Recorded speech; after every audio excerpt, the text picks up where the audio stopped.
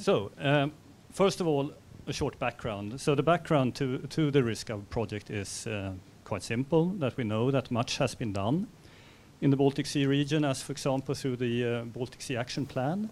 Still we know that there are severe problems, as we've heard about eutrophication problems, high levels of chemicals.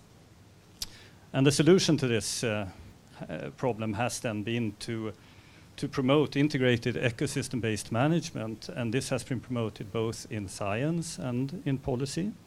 So really the background to RISKGOV is that we ask, what is this? How can it be achieved? And does really one size fit all, as sometimes is implied in the ecosystem approach? So to this end, we have analyzed and compared 5 different environmental problems. That's eutrophication, overfishing, invasive alien species, chemical pollution, and oil discharges, looking into the governance of these.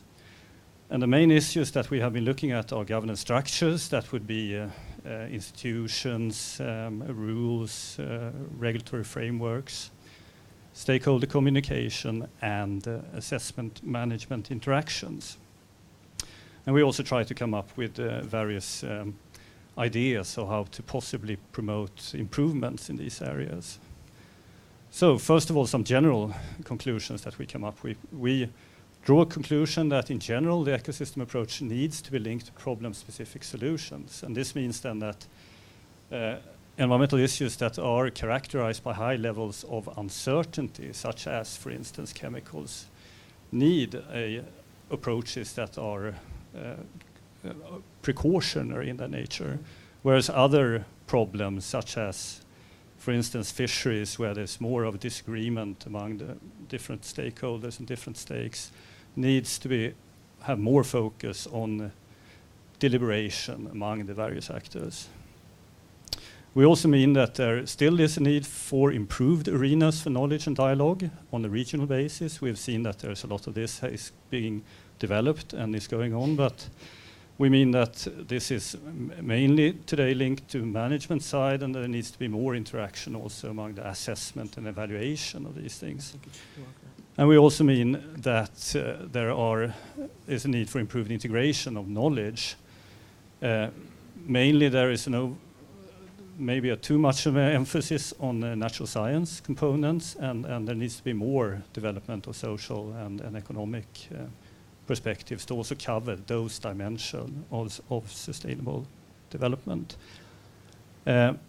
We also need better integration of regulation, for instance, where we see that in some fields, such as in chemicals, there are parallel regulatory frameworks. One would be a regulatory framework which is environmentally oriented, such as the Marine Strategy Framework Directive, and REACH is more the sector polluted oriented, and integration among these regulatory frameworks are in need of development.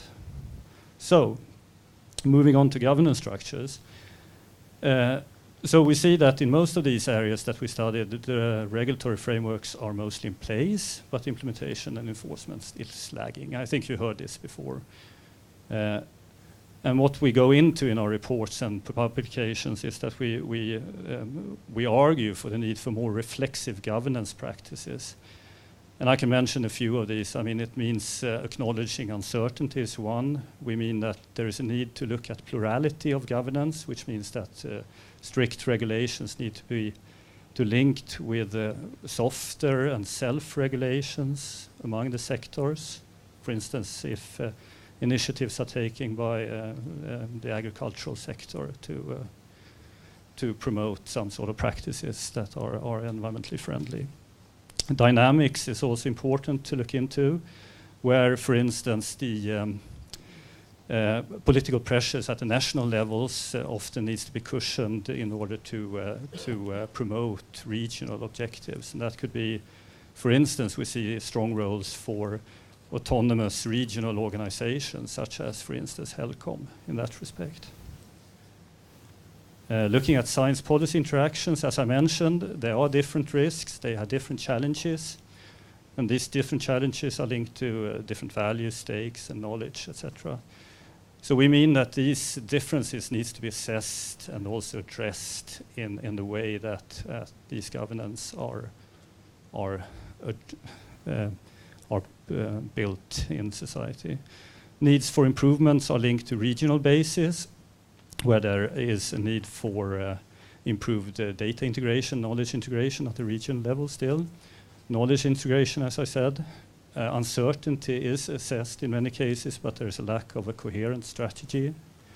And interdependencies among environmental risks are seldom addressed to the extent that we believe are important. And one example here would be climate change, which naturally affects most of the other issues that we are looking into.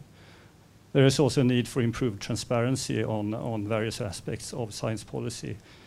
For example, the rather high level of politicization in these science policy interactions, which are not very surprising, but there tends to be a view that science is very separated from policy, and that, I think, can mislead the actors to some extent. And finally, stakeholder communication. So we see a trend towards increased stakeholder involvement.